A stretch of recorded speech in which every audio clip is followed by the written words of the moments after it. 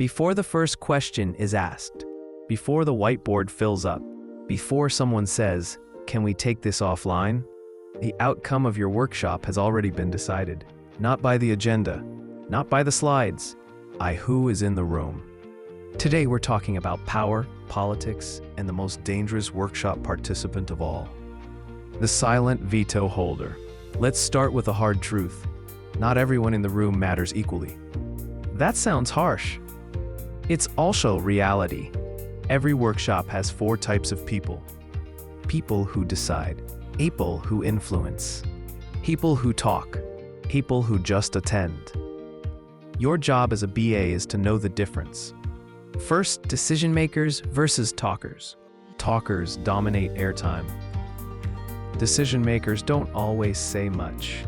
A decision maker might speak briefly, ask clarifying questions, say nothing until the end. But when they do speak, the room shifts. A talker can fill 2 hours and change nothing. A decision maker can speak 1 sentence and end the debate. If your workshop has plenty of talkers but no decision maker, you don't have a workshop. You have a very polite argument. Next up, silent influencers. These are the most underestimated people in the room. They rarely interrupt.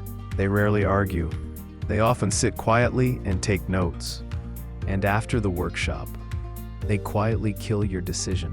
They might be a senior architect, a long-tenured SME, a manager who controls funding, someone whose opinion carries weight in private. If they're not aligned in the room, you'll hear this later. After thinking about it, leadership has concerns we need to revisit. That's the sound of a workshop undone.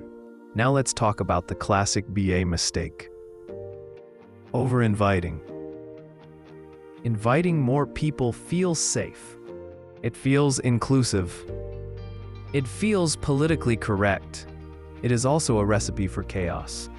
More people means more opinions, more side conversations, more conflicting priorities, slower decisions. Here's the mad BA truth. Over-inviting doesn't prevent conflict. It spreads it. A focused room beats a full room every time, which brings us to strategic attendance. Every workshop should answer 3 questions. Who must decide? Who must be heard to avoid rework? Who just needs to be informed afterward? Only the first 2 belong in the room. Everyone else gets notes, recordings, follow-ups. That's not exclusion. That's efficiency. Now let's talk about managing attendance. Because sometimes you don't get to choose. When too many people must attend, set clear roles at the start. Define decision ownership. Control airtime. Park off-topic discussions. Structure protects the room. Without it, power dynamics take over. And finally, the mad BA truth that wraps this episode. The wrong room guarantees the wrong outcome. You can have a perfect agenda, brilliant facilitation, clear questions, and still fail if the people with real power aren't present or aligned. Great BAs don't just run workshops. They design the room, because when the right people are present, decisions feel easy. And when they're not, no amount of facilitation will save you. Next time, we'll talk about the first 10 minutes of a workshop and why losing control early means chasing it for hours. This is Inside the Requirements Workshop.